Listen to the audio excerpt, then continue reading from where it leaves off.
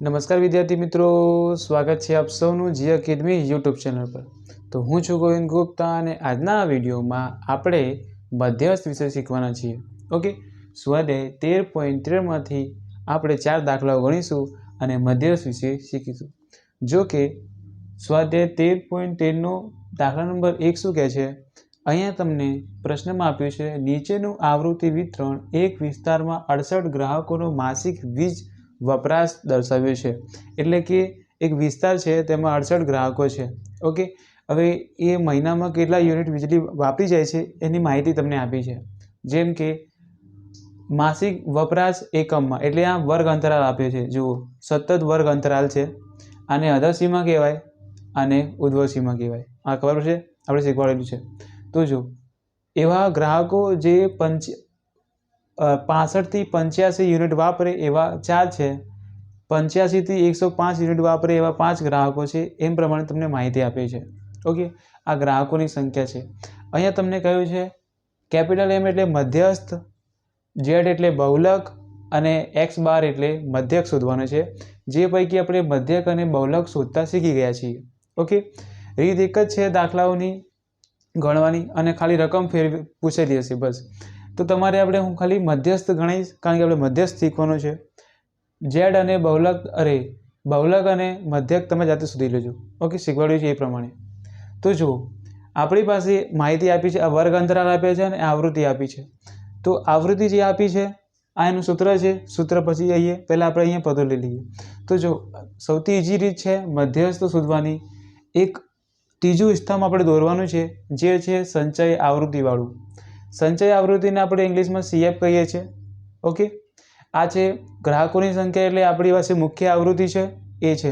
તો મુખ્ય આવૃત્તિ અહીંયા ટોટલ કરશો તો 68 જવાબ આવશે। કેટલા આવશે? 68। તો તમે અહીં લખો 68, n બરાબર 68। હવે આ CF સંચય આવૃત્તિવાળું સ્તંભ છે, કઈ રીતે ભરીશું? તો જો સૌપ્રથમ આ જે વર્ગ અંતરાલ છે આના માટે મારે સંચય આવૃત્તિ લખવી છે। તો જે મુખ્ય આવૃત્તિ છે ને એ સંચય આવૃત્તિ થઈ જાય 4। હવે પછીની સંચય આવૃત્તિ કઈ રીતે મળશે? તો કે આ જે આવૃત્તિ છે એને આમાં એડ કરવાની, 4 ને 5 9 થાય। હવે પછીની આવૃત્તિ 9 અને 13નો સરવાળો કરવાનો। ઓકે, સરવાળા નિશાની 9 અને 13 7 ઉમેરીએ એટલે 20, 2 વધ્યા એટલે 22। ઓકે, આ 22 શું છે? આ વર્ગ અંતરાલની સંચય આવૃત્તિ। ઓકે, હવે 22 પછી મારે નીચેની સંચય આવૃત્તિ લખવી છે। તો 22 અને 20નો સરવાળો કરવાનો, કેટલો થાય? 42। 42 પછીની મારે સંચય આવૃત્તિ લખવી છે તો આનો સરવાળો કરો। તમારે આ નિશાન નહીં કરવાની, પણ સમજાવવા માટે કહું છું। ઓકે, 42 અને 14નો સરવાળો કરો, આ 6 થઈ ગયા અને આ 56 થઈ ગયા। 56 અને 8નો સરવાળો કરો, 56માં 4 ઉમેરી એટલે 60 અને આ 64। 64 અને 4નો સરવાળો કરો 68। તો જો મિત્રો, જ્યારે પણ તમે સંચય આવૃત્તિ લખો અને તો તમારા સરવાળામાં કંઈ ભૂલ થાય છે તો અહીં જે છેલ્લે જવાબ આવે ને એ જો n બરાબર ન હોય, ઓકે, મુખ્ય આવૃત્તિ છે એના સરવાળા બરાબર આ ન હોય ને તો તમે ક્યાંક ભૂલ કરી છે એવું સમજી લેવાનું અને દાખલો આગળ ના કરતા, પહેલાં આ સુધારજો। ઓકે, સંચય આવૃત્તિ તમને આવડી ગઈ? ઓકે, સંચય આવૃત્તિનું સ્તંભ આવી ગયું। હવે જો, હવે આપણે આગળ ક્યાં વધીશું? હવે આપણે સૂત્ર જોઈ લઈએ। સૂત્ર શું કહેવા માંગે છે? તો જો મધ્યસ્થ શોધવાનું સૂત્ર છે કેપિટલ M L પ્લસ મોટા કૌંસમાં n/2 - CF ભાગ્યા F ગુણ્યા H। હવે અહીં પદો શું કહેવા માંગે છે આપણે એ સમજીએ। અહીં M શું છે? એ અધઃસીમા છે જે આપણે મધ્યસ્થ વર્ગ પસંદ કરવાનો છે એ। હવે મધ્યસ્થ વર્ગ કઈ રીતે પસંદ કરીશું એ જોઈએ।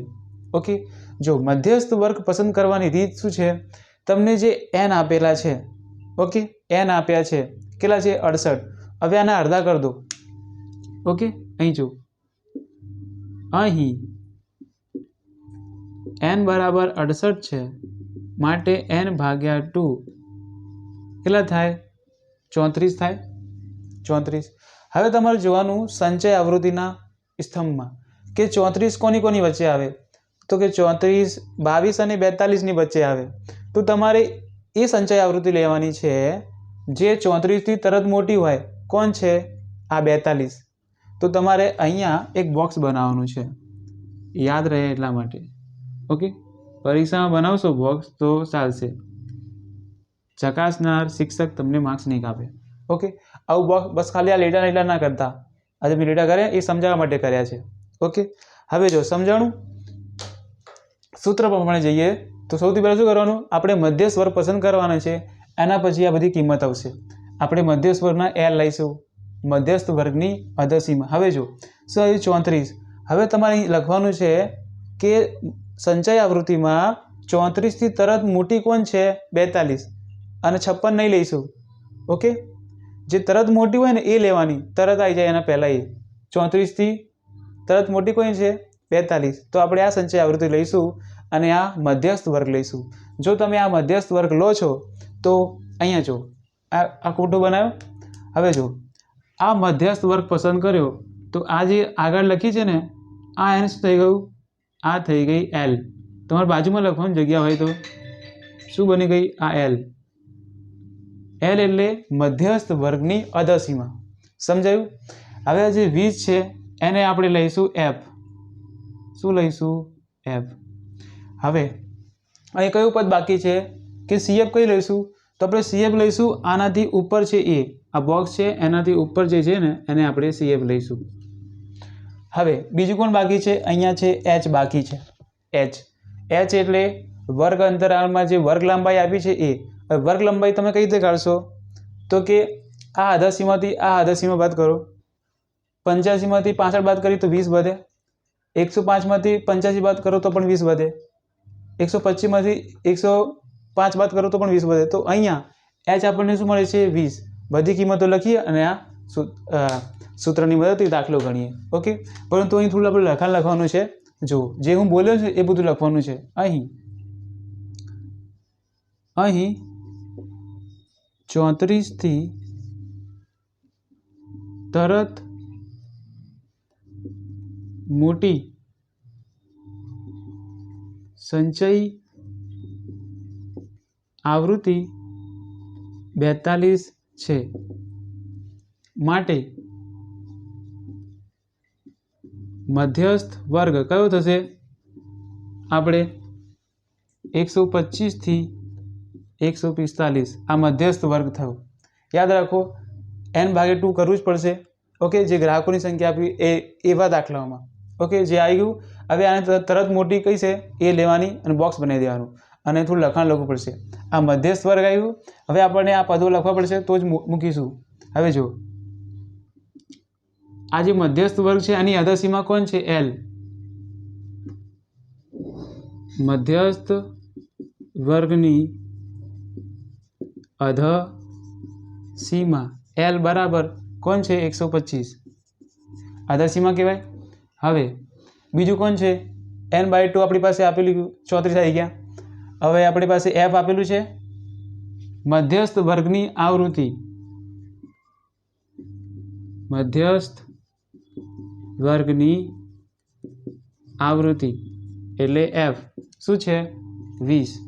હવે આપણે સીએફ લખવાનું. સીએફ કઈ રીતે લખીશું, જો મધ્યસ્થ વર્ગના આગળના વર્ગની સંચય આવૃત્તિ, આ રીતે લખીશું, મધ્યસ્થ વર્ગના આગળના વર્ગની સંચય આવૃત્તિ. ઓકે, આ મધ્યસ્થ વર્ગની સંચય આવૃત્તિ છે તો લખવાનું આ મધ્યસ્થ વર્ગ છે જે આપણે પસંદ કર્યો, આ મધ્યસ્થ વર્ગના આગળના વર્ગની આવૃત્તિ. ઓકે, જો મધ્યસ્થ વર્ગના આગળના વર્ગની સંચય આવૃત્તિ સીએફ લખીએ ત્યારે. ઓકે, કેટલી છે 22. ઓકે, તમને આટલું થયું. બસ આ કિંમત અહીં મૂકી દો. માટે એમ બરાબર આપણને શું મળશે, એલ બરાબર શું આવ્યું, એલ બરાબર 125 આવ્યું, પ્લસ મોટા કૌંસ n/2 છે 34 છે, માઇનસ સીએફ કેટલું છે 22, કૌંસમાં એફ શું મૂકીશું 20, અહીંયા શું છે એચ 20, તો 20 ઉડી ગયા. ઓકે, શું વધ્યું 125, કૌંસમાં શું છે 34માં 22 ગયા તો જો 4માં 2 ગયા તો 2, 3માં 1 ગયા તો 2, 1. ઓકે, તો કૌંસ ખોલીશું. ઓકે, બંને સરવાળો કરી દો. 5 ને 2 7 ને 1 137 છે જી જો 137.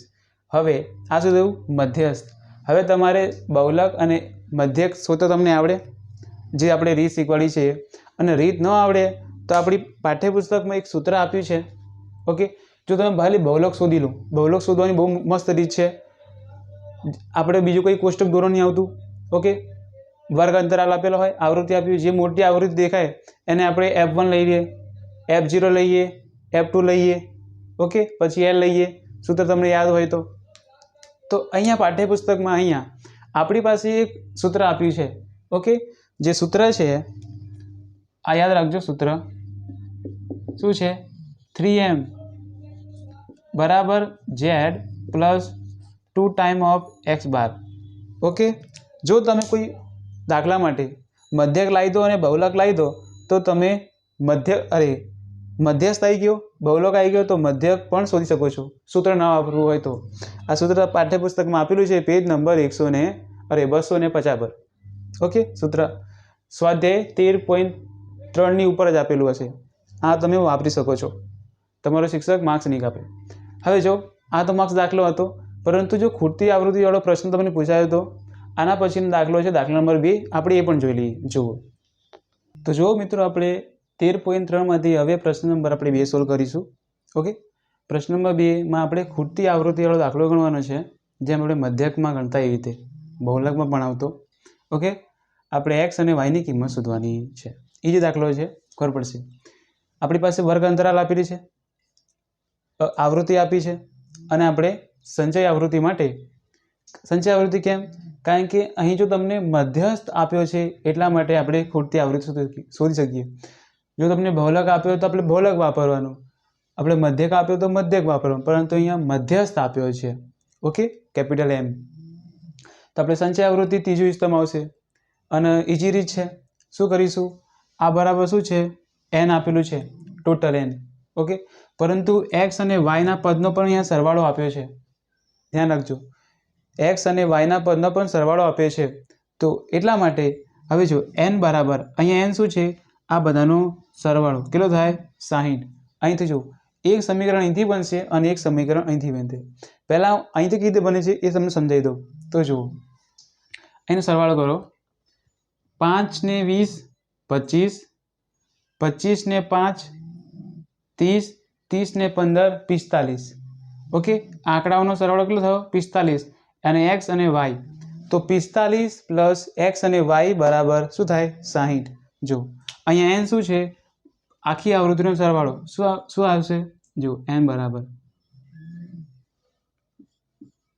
45 પ્લસ x પ્લસ y બરાબર 60. તો મારે x પ્લસ y બરાબર 45, 60માંથી 45 જાય કેટલા વધશે ઓકે. 5 ઉમેર્યું એટલે 50 અને 15 વધશે.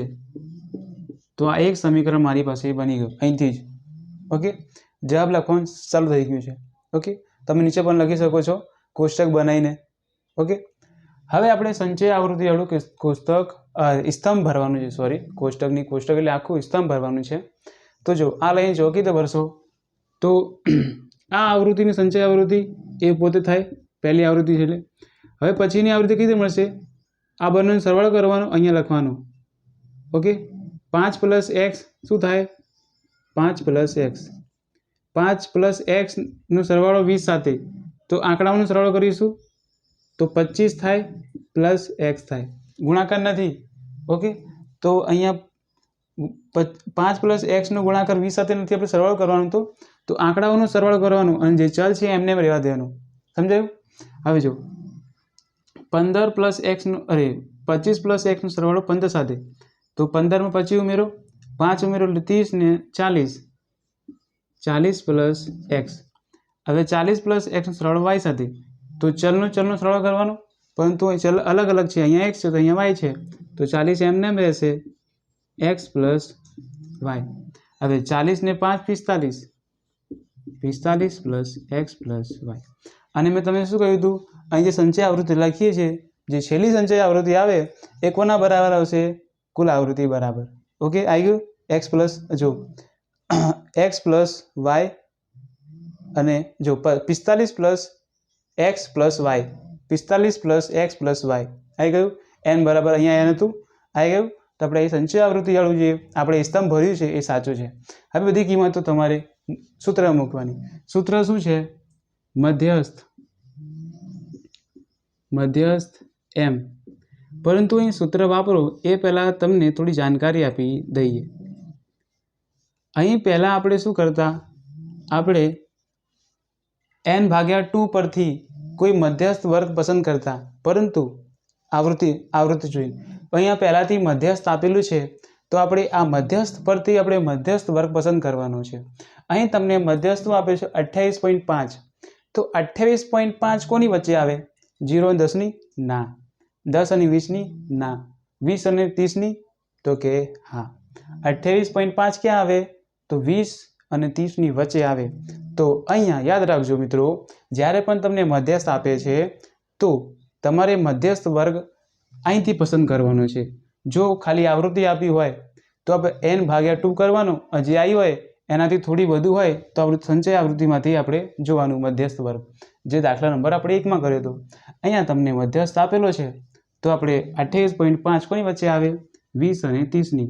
તો આપણે આને પસંદ કરીશું. આખું અહીંયા આપણે કોષ્ટક દોરી દઈએ, જુઓ ધ્યાનથી. ઓકે, આપણું 20 અને 30 થઈ ગયું, મધ્યસ્થ વર્ગ થઈ ગયું. જો આ મધ્યસ્થ વર્ગ થઈ જાય તો આ મધ્યસ્થ વર્ગની અધસીમા L થઈ જાય, આ આવૃત્તિ થઈ જાય. ઓકે, અને આ ઉપરની શું થાય? સંચય આવૃત્તિ. ઓકે, અને H આપણી ખબર છે કેટલું છે? 10. જો ખબર પડી ગઈ? આમાંથી આ બાદ કરો. 10 માંથી 0 10, 20 માંથી 10 જાય 10 વધે, 30 માંથી 20 જાય 10 વધે, 40 માંથી 30 જાય 10 વધે, 50 માંથી 40 જાય 10 વધે. તો H શું છે? 10. તો અહીં આપણે થોડું લખાણ લખવાનું અને બધી કિંમતો મૂકી દેવાની છે. જો અહીં મધ્યસ્થ કેટલો છે? 28.5 હોવાથી આપણી પાસે મધ્યસ્થ વર્ગ કયો મળે છે? મધ્યસ્થ વર્ગ બરાબર 20, 30 મળે. ઓકે, હવે મધ્યસ્થ વર્ગની અધસીમા મળી જાય L, એ લખવાની. આ બધું લખવાનું થોડું. ઓકે, ડાયરેક્ટ સૂત્ર મૂકીને રકમ લખીને નહીં લખવાનું, થોડું કોષ્ટક લખીને થોડું લખાણ લખવું પડે તો જ પૂરા માર્ક્સ મળે. ઓકે, મોટા મોટા દાખલા છે આ. મધ્યસ્થ વર્ગની અધસીમા એટલે આગળની સીમા કોણ છે? આમાંથી L, 20. ઓકે, હવે શું લખીશું? મધ્યસ્થ વર્ગની આવૃત્તિ. મધ્યસ્થ વર્ગની આવૃત્તિ આપણે જેને F કહીએ છીએ, કેટલી છે? 20. હવે સંચય આવૃત્તિ કોણ? જે મધ્યસ્થ વર્ગ છે એના આગળના વર્ગની સંચય આવૃત્તિ છે, CF લેવાની છે. ઓકે, જો મધ્યસ્થ વર્ગના આગળના વર્ગની સંચય આવૃત્તિ, CF કહીએ ને, વર્ગની સંચય આવૃત્તિ કેટલી છે? 5 + x અને વર્ગ લંબાઈ કેટલી છે? h બરાબર 10. તો મૂકી દો. માટે સૂત્રમાં બધું મૂકી દઈએ. ઉપરની કિંમતો સૂત્રમાં મૂકતા શું મળે? m બરાબર શું છે? 28.5 બરાબર L શું છે? આપણી પાસે 20 પ્લસ n/2. n/2 ક્યાંથી લાવશો તમે? ઓકે, n/2 આપણે આના અડધા કરી દઈશું. ઓકે, અહીંયા n હતું, n બરાબર શું હતું? 60 હતું. તો 60 ના અડધા કેટલા થાય? 30. અહીં લખીશું 30 માઇનસ. ઓકે, CF કેટલો છે? 5 + x. જો આ પ્લસમાં છે પરંતુ અહીં માઇનસ નિશાની છે, પરંતુ જ્યારે કૌંસ ખોલીશ તો આ જે કૌંસ ખુલશે તો જે કૌંસની અંદરની નિશાની છે એ બદલાઈ જાય, તમને ખબર હશે. આજે પ્લસ શું થઈ જાય? માઇનસ. નીચે શું આવશે? એફ આવૃત્તિ 20. અહીં શું આવશે? 10. ઓકે, અત્યારે આમને એમ રાખો. પહેલાં આપણે આ જે અંદરનું છે એનો વહીવટ કરી લઈએ. આને 20 ને 20 રાખો અને 28.5 એમને એમ રાખો. 30માંથી 5 ગયા તો 25, 25x ભાગ્યા 20 ગુણ્યા 10. તો 0 0 ઉડી ગઈ. ઓકે, નીચે 2 વધ્યા. હવે 25 - x ભાગ્યા 2 છે. ઓકે, આ ભાગાકારમાં છે, અથવા 20 ને પહેલાં આમ જવા દો માઇનસમાં. ઓકે, તો 20 અહીં જઈને માઇનસ થઈ જાય. 28.5માંથી આપણે 20 કરીએ તો શું વધે? 8.5 વધે. શું વધે? 8.5. અને આ બાજુ શું વધશે? ઓકે, 25 - x અહીંયા શું છે? આ 2. ઓકે, સમજાયું? હવે જો આગળ આ બગડો અહીંયા ગુણાઈ જાય. 8.5નો ગુણાકાર 2 સાથે 17 થઈ જાય. 8.5 16 ને 0.5 એટલે 1 થઈ જાય. એટલે ગુણાકાર શું થાય? 17. આ 25 - x. હવે મારે -x ને આ બાજુ જવા દો, 17 ને આ બાજુ જવા દો. તો -x આ બાજુ આવશે, પ્લસ થઈ જશે. 25 - 17 બાદ કરીશ. x બરાબર શું મળશે? 5 ઉમેરીએ, અરે 3 ઉમેરીએ તો આ 8 આવી ગયું. x બરાબર શું આવ્યું? 8. x બરાબર 8 આવી ગયું. સમીકરણ 1 માં મૂકી દો. ઓકે, તો y બરાબર આપણને શું મળશે? 15 - 8. y બરાબર શું મળશે? 7. છે દાખલો ઇઝી? સમજાયું? તો ઓકે, અહીં સુધી આ દાખલો પૂરો થાય છે. તો આશા છે કે તમને સંપૂર્ણ દાખલાઓ સમજાયા હશે. તો હવે અહીં સુધી આપણે રાખીએ છીએ. આના પછીના પ્રશ્નો છે દાખલા નંબર 3 અને 4, એ આપણે આવનારા વિડીયોમાં ગણાવીશું. ઓકે, એ જ 2 દાખલા ગણાવીશું અને એના પછીના જે 5 6 7 છે તમે જાતે ગણવાના રહેશે. ઓકે, આજે આના પછીના જે 2 દાખલા છે એ થોડા હાર્ડ છે. બાકી તો આપણે તમને સમજ પડી હશે એવું માની ચાલું છું. તો અહીં સુધી અમારો વિડીયો જોવા માટે આપનો ખૂબ ખૂબ આભાર. ફરી મળીશું આવનારા વિડીયોમાં. Thank you very much.